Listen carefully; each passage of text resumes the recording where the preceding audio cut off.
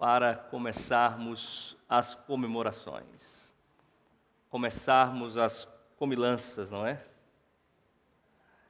Começarmos os encontros e reencontros. Para mim é muito bom estar junto com você mais uma noite. Cumprimento, claro, os nossos amigos que nos visitam. O culto de domingo é um culto onde nós dedicamos especialmente aos nossos amigos. No culto de domingo, normalmente o pastor, um ancião, um líder, prega um tema voltado, sim, para atender às necessidades de todos, mas também alcançar os nossos amigos.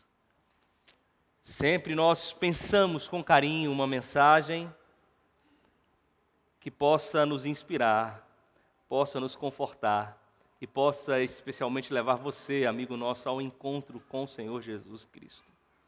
É por isso que essa noite eu quero ir a uma história, está no livro de Marcos, capítulo 5. Nós vamos ler do verso 21 em diante. Nós já estudamos uma parte dessa história, para quem nos acompanha cada domingo, que foi o milagre da mulher que padecia de hemorragia de sangue há mais de 12 anos. Hoje nós vamos ler todo o contexto, vamos, claro, passar pela história dessa mulher na leitura, mas vamos abordar especialmente a história ali da ressurreição da filha de Lázaro. Me acompanhe na leitura, eu estarei lendo na Nova Versão Internacional, que diz assim: Quando Jesus voltou de barco para outra margem, uma grande multidão se reuniu ao seu redor, enquanto ele estava à beira do lago. Então chegou ali um dos líderes da sinagoga, chamado Jairo. Vendo Jesus, prostrou-se a seus pés e implorou-lhe insistentemente: A minha filhinha está morrendo. Vem, por favor, e impõe as mãos nela, para que seja curada e viva. Então Jesus foi com ele. Uma grande multidão o seguia e o comprimia. Havia ali uma mulher que padecia de hemorragia por 12 anos. Ela havia sofrido muito sob o cuidado de vários médicos e gastara tudo o que possuía, mas em vez de melhorar, piorava. Quando ouviu falar de Jesus, chegou por trás dele, no meio da multidão, e tocou no seu manto, porque pensava: se eu apenas tocar no seu manto, serei curada. Imediatamente a hemorragia cessou, e ela percebeu no seu corpo que estava curada daquele mal. No mesmo instante, Jesus percebeu que dele havia saído o poder. Virou-se para a multidão e perguntou: Quem tocou no meu manto? Os seus discípulos responderam: Vês a multidão aglomerada ao teu redor e ainda perguntas: Quem tocou em mim? Jesus, porém, continuou olhando ao redor para ver quem tinha feito aquilo. A mulher, sabendo o que lhe tinha acontecido, aproximou-se e prostrou-se aos seus pés e, tremendo de medo, contou-lhe toda a verdade. Então ele lhe disse: Filha, a sua fé curou você. Vá em paz e fique livre do seu sofrimento. Enquanto Jesus ainda falava, chegaram algumas pessoas da casa de Jairo, o líder da sinagoga, e disseram: A tua filha morreu. Por que ainda incomodas o mestre? Jesus, porém, ignorou essa notícia e disse ao líder da sinagoga: Não tenha medo, apenas creia. Então não deixou ninguém segui-lo, senão Pedro, Tiago e João, irmão de Tiago. Quando chegaram à casa do líder da sinagoga, Jesus viu o alvoroço, com gente chorando e se lamentando em alta voz. Então entrou e lhe disse: Por que todo esse alvoroço e lamento? A criança não está morta, mas dorme. Todos começaram a rir dele. Ele, porém, ordenou que saíssem. Tomou consigo o pai e a mãe da criança e os discípulos que o acompanhavam e entrou onde se encontrava a criança. Tomando-a pela mão, disse: Talita cumi, que significa: Menina, eu ordeno que você levante-se. Imediatamente a menina, que tinha 12 anos de idade, levantou-se e começou a andar. Isso os deixou admirados. Ele deu ordens expressas para que não dissessem nada a ninguém e mandou que dessem à menina alguma coisa para comer. Eu quero nessa noite tirar algumas lições. E o que essa história me ensina, e eu já digo a princípio: o triunfo da fé sobre o desespero. O contexto dessa história começa em Marcos capítulo 4, verso 35. Quando Jesus atravessa, acalma a tempestade e vai para a região de Gadara. E lá ele encontra um jovem endemoniado. Esse jovem estava morando no cemitério porque a família o havia abandonado. E Jesus vai lá, o cura e diz: a partir de agora vá e testemunhe para os seus. E Jesus pega o barco de volta para a sua terra. E quando eu olho para o contexto, eu vejo que essa história quer ensinar para mim e para você, quis ensinar para os discípulos e para o povo daquela época, que Jesus Cristo é o Jesus, é o Deus do poder. Jesus Cristo, quando nós olhamos o contexto, é aquele que tem poder sobre a natureza. Até os ventos lhe obedecem. Jesus Cristo é aquele que tem poder sobre os demônios. Esse que foi libertado estava com uma legião era um significado de cerca de 6.000 soldados no contexto do exército romano, e quando o texto bíblico fala de legião, ela está falando que era o mesmo número. Jesus tem poder sobre os demônios, eles também temem e fogem quando Jesus fala. Nós vemos aqui também a história da mulher enferma, há mais de 12 anos. Jesus é aquele que tem poder sobre a doença. Ele tem poder. E agora nós vamos aqui para essa história de um homem que o texto diz chamar Jairo. O texto diz que ele era um dos homens mais importantes da sua comunidade.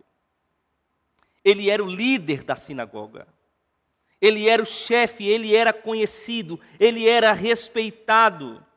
Ele tinha uma função religiosa. E ele vai até Jesus em desespero porque a sua única filha, início ali da adolescência, 12 anos, ela estava gravemente enferma. E Jesus vai ao encontro, Jairo vai ao encontro de Jesus e diz: Senhor, por favor, vá lá em casa e impõe as mãos sobre ela para que ela possa ficar curada.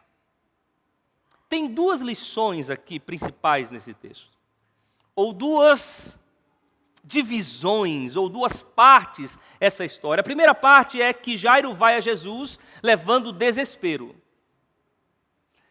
Jesus vai com Jairo para sua casa, levando esperança apesar do desespero.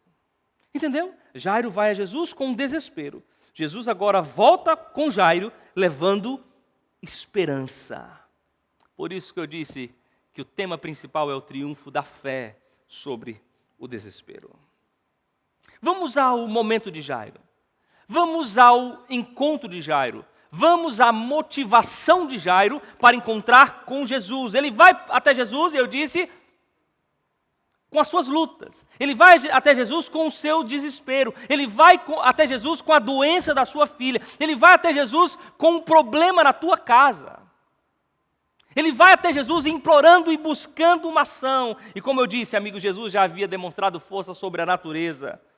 Jesus havia demonstrado força sobre os demônios. E Jesus já havia, para Jairo aqui, ao curar aquela mulher enferma, demonstrado força sobre a doença, curando a enfermidade daquela mulher. E agora Jesus claramente quer ir até a casa de Jairo para demonstrar o seu poder sobre a morte. E eu já digo para você, não há problema que Deus não seja capaz de resolver, amém? Não há problema, não há doença tão grave que Ele não seja capaz de curar, não há ordem demoníaca tão grande que Jesus não possa expulsar, e não há fenômeno da natureza tão devastador, tão grande que Jesus não possa acalmar. E é este mesmo Jesus que está aqui hoje com você. Você certamente entrou aqui com as suas lutas, você entrou aqui com as suas necessidades, você entrou aqui com as suas angústias, você entrou aqui com as suas tempestades. Lembre, Jesus é poderoso para estancar, para resolver qualquer problema. Jairo vai até Jesus levando a sua causa desesperadora. E é curioso, amigos, que algumas coisas aqui, aquele problema, aquele desespero de Jairo, levou-o a Jesus com um senso de urgência. Olha o que diz o verso 23.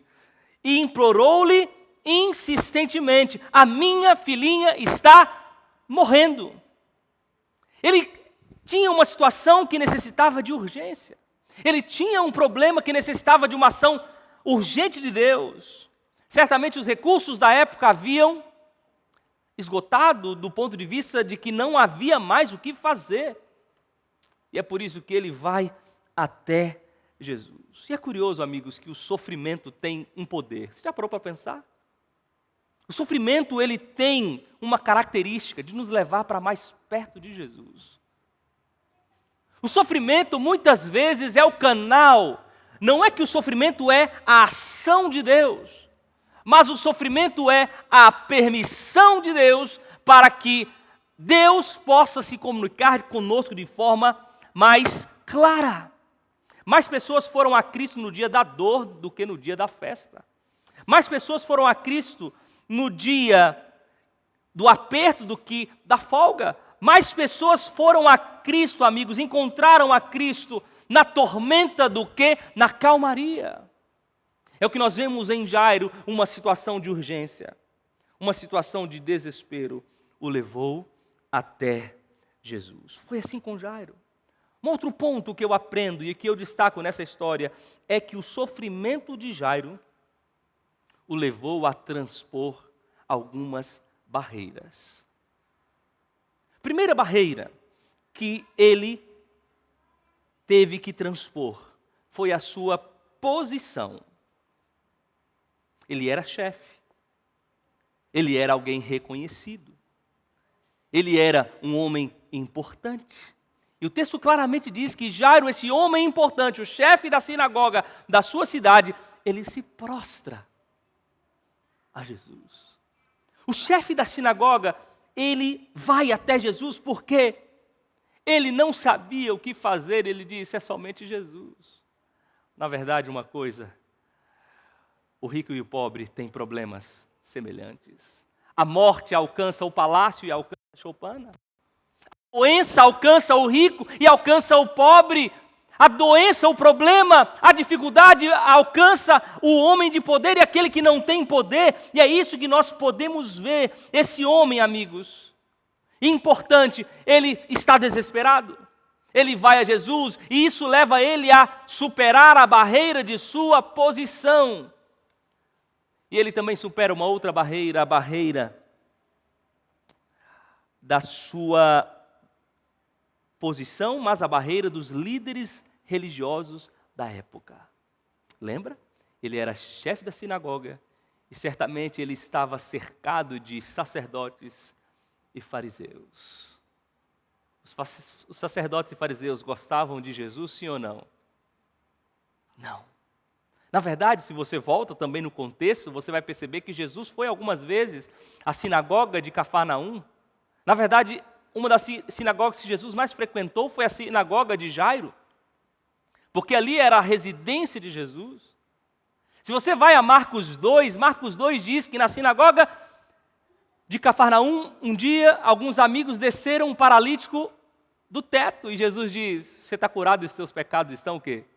Perdoados. Os fariseus e sacerdotes que ali estavam, não falaram, mas pensaram: quem é esse homem? Se você anda um pouquinho no capítulo 3, diz que um dia Jesus também na sinagoga, tinha um homem com a mão ressequida, e Jesus: ei, levanta, vem cá. E Jesus curou a sua mão. E nesse dia, além de curar, além de perdoar os pecados, os homens ficaram ainda mais nervosos. O verso 6 diz assim, olha: naquele momento os fariseus saíram com os herodianos e começaram a conspirar para matar Jesus. Quem eram os herodianos? Opositores dos fariseus, mas eles se uniram para matar a quem? Jesus. Por que eu estou dizendo isso? Porque Jairo, quando foi a Jesus, ele rompeu as barreiras dos líderes religiosos, os seus companheiros, os sacerdotes, os fariseus de sua época. Desespero, medo da sua filha morrer. Ele superou as barreiras, e eu vou dizer uma coisa para você: tem muita gente que fica desestimulada de Jesus, porque sabe que vai enfrentar críticas dos amigos. Muita gente fica desestimulado de vir até Jesus, de tomar a decisão de entregar a vida a Jesus, por causa da família, por causa também de líderes religiosos. Que é isso? Você olha para Jairo no desespero. Ele vai até Jesus, rompendo as barreiras da sua posição.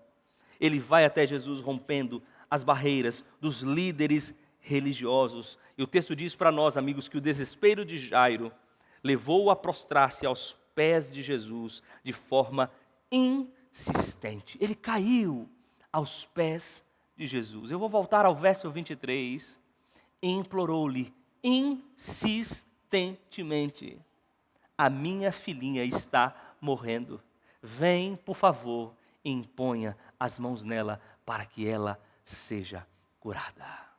Senhor, por favor, vem comigo. É isso que o texto está dizendo. Ó Senhor, por favor, vamos lá na minha casa. Ó Senhor, por favor, a minha filha, a minha única filha, está morrendo. Senhor, por favor, vamos lá na minha casa.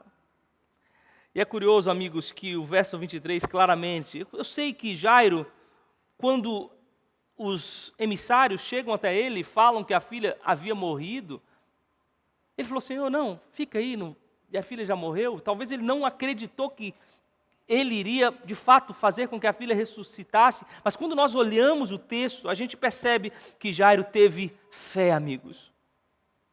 Aqui não há uma dúvida, não há uma vírgula, não há qualquer medo daquilo não acontecer. Ele, de fato, implora a Jesus. Ele: Senhor, por favor, vamos lá na minha casa, por favor. E Jesus diz: apenas creia, Jairo, apenas creia. É curioso, amigos, eu não sei como você entrou aqui hoje. Eu não sei quais lutas te motivaram a vir a essa igreja. Eu não sei quais são os problemas que você está enfrentando na tua casa. Talvez não seja doença que você está enfrentando. Talvez lá não exista alguém que está à beira da morte, mas você tem lutas lá na tua casa. Você tem problemas lá na tua casa. Você tem circunstâncias lá na tua casa que você fala: eu não sei o que fazer. Talvez você está enfrentando circunstâncias que você está desesperado. Eu vou dizer o que Jesus disse para Jairo. Eu vou dizer para você: creia somente. Jesus tem poder. Jesus, se entrar na tua casa, Ele vai transformar a maldição em bênção. Se Jesus entrar na tua casa, eu quero dizer para você, Ele tem poder de resolver qualquer problema. Se o demônio, se o inimigo estiver lá, Ele tem poder para tirar ele de lá. Se for doença, Ele tem poder. Se for tempestade, Ele tem poder de acalmar. Como disse Jesus, apenas creia, Jairo. Creia somente. E é isso que Jesus Cristo está dizendo para você essa noite. Creia, meu filho. Acredite que eu posso transformar esse problema em bênção para a tua vida. Amém? Eu disse, Jairo vai até Jesus em desespero. Mas também nós vemos agora Jesus indo com Jairo para levar esperança. Jesus vai com Jairo e Jesus leva esperança. E eu quero destacar aqui poucas lições. E a primeira é, amigos, quando Jesus vai conosco, nós podemos ter certeza, nós podemos ter convicção de que Ele se importa com a nossa dor. Jesus, Ele sabe quais são as nossas lutas. Jesus, Ele se importa com as nossas lutas. E você sabe que muitas vezes você passa por lutas, por problemas, que nem os seus amigos mais próximos sabem de fato a profundidade do que você está passando. Quando eu olho para a história de Jairo, eu olho Jesus indo com ele, a primeira coisa que eu sei e que eu entendo é que Jesus sabe quais são as nossas maiores lutas e as lutas mais profundas do nosso ser. Tem essa convicção. o Deus do universo, o Deus poderoso, o Deus criador dos céus e da terra. Ele sabe, é curioso que nesse contexto, Jesus, ele se importa com aquela pobre mulher que estava enfrentando a hemorragia há mais de 12 anos. E essa mulher estava totalmente excluída da sociedade, porque ela era uma imunda nos requisitos da lei. E é curioso que quando ela toca, Jesus diz: ei, alguém tocou em mim. E as pessoas disseram: claro, Senhor, que alguém tocou. Por quê? Porque Jesus sabe quais são as nossas lutas. Jesus se importa, amigos. E é curioso que Jesus se importa tanto com Jairo, que quando os emissários chegam, Jesus diz para Jairo uma palavra de fé, uma palavra de esperança e uma palavra de poder. Quando Jesus fala para Jairo, Jesus fala uma palavra de fé, ele diz: Jairo, não temas, creia, eu sei o que você está passando, eu sei qual é a tua luta, creia. Jesus fala uma palavra de esperança, a criança não está morta, ela dorme.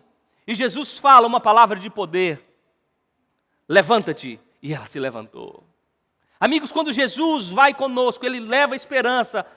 Mas Jesus, quando vai conosco, Ele sabe quais são as nossas lutas. Se Jesus está aí com você, se você está buscando o auxílio de Jesus, Ele está sabendo o que você está passando.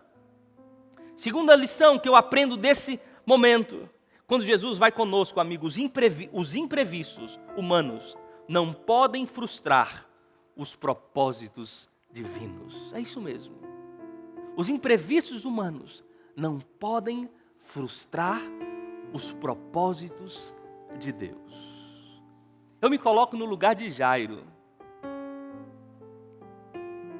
Ele era pai, eu sou pai, alguns pais que aqui estão sabem, não é? A ação era uma ação urgentíssima. Eu me coloco no lugar de Jairo, eu imagino o desespero que estava no teu coração. Quem aqui é pai ou mãe sabe, muitas vezes o pai fala: o golpe é melhor ser em mim do que no meu filho. Se é para ficar doente, que eu fique doente e não o meu filho. Se caso for para morrer, um pai vai dizer: que morra eu e não o meu filho. Eu fico imaginando, amigos, Jairo nesse desespero. Eu fico imaginando quando Jesus para curar aquela mulher. Eu fico: gente, meu Deus, eu estou desesperado aqui. E Jesus ainda para e Ele dá atenção. E as pessoas... Eu fico pensando em Jairo. Eu fico pensando na vida de Jairo, no que ele estava pensando. Amigos, quando eu olho para essa história, eu aprendo, quando Jesus vai conosco, os imprevistos humanos não podem frustrar os propósitos divinos. Quando os emissários chegam, Jesus diz: Jairo, apenas creia. Nós já falamos aqui muitas vezes, não é? Sobre a demora de Deus. A gente já falou aqui em outros momentos sobre o atraso de Deus, e eu já disse que a demora de Deus às vezes, ou todas as vezes, é pedagógica. Ela nos ensina, ela nos capacita, ela nos forma. Mas pastor, por que Deus demora? Quando Deus de fato está demorando, não é que Ele está atrasado, é porque Ele está trabalhando em nós. Mas às vezes o Senhor demora, né? Só liberta a gente na 4ª vigília da noite, como fez com Pedro, né? Pedro ficou preso, só libertou preso um dia antes da morte. A gente olha aqui e Jesus espera a situação ficar irremediável para que Ele possa agir. É assim que Deus age. É assim que Deus funciona. Por isso eu reafirmo para você: não há imprevisto humano, não há circunstância humana que possa impedir com que os propósitos de Deus possam se cumprir na nossa vida, amém? Deus não chega atrasado. Deus sabe a hora certa de agir. Deus sabe o momento certo, visando a nossa vida. Ele sabe. Terceira lição que eu aprendo quando Jesus vai conosco, levando esperança. Quando Jesus vai conosco, nós não precisamos temer más notícias. Quando Jesus está conosco, nós não precisamos temer. Claro que a gente vai ficar triste, alguma coisa, mas a gente não precisa temer más notícias. Os emissários chegam e dizem: não incomodes o mestre, a sua filha morreu. Jesus diz: não temas, Creia somente. Amigos, a fé não resulta dos milagres, mas os milagres vêm da fé. A fé não vem dos milagres, a fé vem do ouvir a palavra de Deus. Aí Jesus diz, se você crer, você verá a glória de Deus. Creia somente. Quarta lição, quando Jesus vai conosco, nós não precisamos nos impressionar com a morte. Olha o que diz o verso 39. Então entrou e lhes disse, por que todo este alvoroço e lamento? A criança não está morta, a criança dorme. Naquele tempo era costume de contratar carpideiras, pessoas para chorar, pessoas para lamentar. Era um desrespeito ir num funeral e as pessoas não estarem lamentando, chorando, porque na cultura oriental, logicamente na nossa também, mas a dor ela tem que ser expressada. A morte é algo muito doído. E é por isso que as pessoas contratavam pessoas para chorar, para lamentar profundamente. Jesus chega diante desse alvoroço e diz, por que esse alvoroço todo? A menina não está dormindo, a menina não está morta, a menina está dormindo. Aqui Jesus ele dá um prognóstico teológico, irmãos. Porque quando Jesus vai conosco, não precisamos nos impressionar com a morte. A morte é apenas um sono. Paulo diz isso lá em Tessalonicenses. A morte é como um sono. E o que é um sono? O que um sono significa? Primeiro, um sono significa descanso. Quem morre está descansando das suas lutas. Segundo, a morte como um sono quer dizer que haverá um acordar, se despertará do sono. Em outras palavras, quando Cristo diz sobre morte, ela dorme e não está morta, Jesus Cristo diz, ela vai acordar.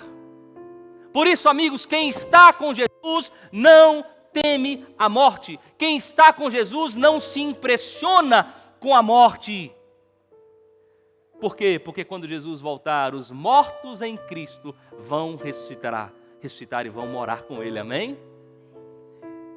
Quinto ponto, quando Jesus vai conosco, a morte não tem a última palavra. Jesus chega, Ele olha para a cena, todos perplexos, e Ele entra. E é curioso que Ele não deixa com que as carpideiras, com que outras pessoas entrem. Entra apenas Jesus, os 3 discípulos, o pai e a mãe. Ele então chega e coloca as mãos sobre a menina. E o texto diz assim, olha, quando ele tomando-a pela mão, disse, Talita cumi. Sabe que essa afirmação era muito usada pelos pais da época? Meu filho, levanta, está na hora de ir para a escola. Como se hoje, quem pai acorda o filho de manhã, meu filho, levanta, está na hora de levantar, está na hora de ir para a escola. É o que significava essa palavra, Talita cumi. Jesus está dizendo para aquela menina, ei, levanta, está na hora de você acordar. Está na hora de você se levantar. Que voz poderosa, irmãos.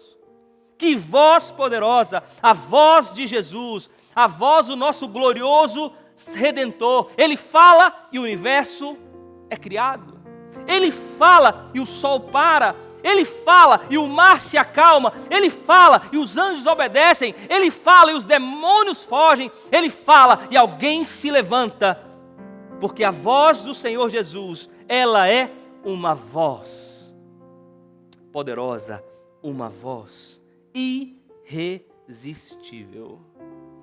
E por fim, quando Jesus vai conosco, amigos, o choro da morte é transformado na alegria da vida. Imediatamente a menina, que tinha 12 anos de idade, levantou-se e começou a andar. Isso os deixou admirados. Louvado seja Deus. Quando Jesus chega, Ele estanca a dor. Quando Jesus chega, Ele vence a morte. Quando Jesus chega, Ele traz esperança. O milagre e a fé venceram o desespero. E você? Por que você está aqui hoje? Alguma causa que você precisa colocar diante de Deus essa noite? Há alguma circunstância que você precisa colocar na presença de Deus? Há algo que você precisa dizer: Senhor, vai comigo, não me abandona. Tem algo que você está precisando dizer: Senhor, vamos, Senhor, lá para a minha casa, está precisando da tua ação. Amigos, tem algo na Bíblia que é maravilhoso, que é poderoso. O Senhor Jesus é o mesmo ontem, é o mesmo hoje e sempre será o mesmo, amém? Se Jesus estiver conosco, a vitória ela será garantida em nome dele, amém? Por isso, esta manhã eu quero convidá-lo a prostrar-se diante do Senhor. Essa noite, eu quero convidá-lo a se entregar ao Senhor. Essa noite eu quero convidá-lo, assim como Jairo, supere as barreiras, talvez da sua posição. Supere as barreiras da sua família. Não estou pedindo para que você enfrente a tua família, mas supere as barreiras. Não tenha medo da oposição, não tenha medo da crítica. É com o Senhor Jesus que a vitória virá e o milagre acontecerá. Que Deus possa nos abençoar, que Deus possa estar conosco, em nome de Jesus. Amém. Vamos orar? Vamos ficar em pé?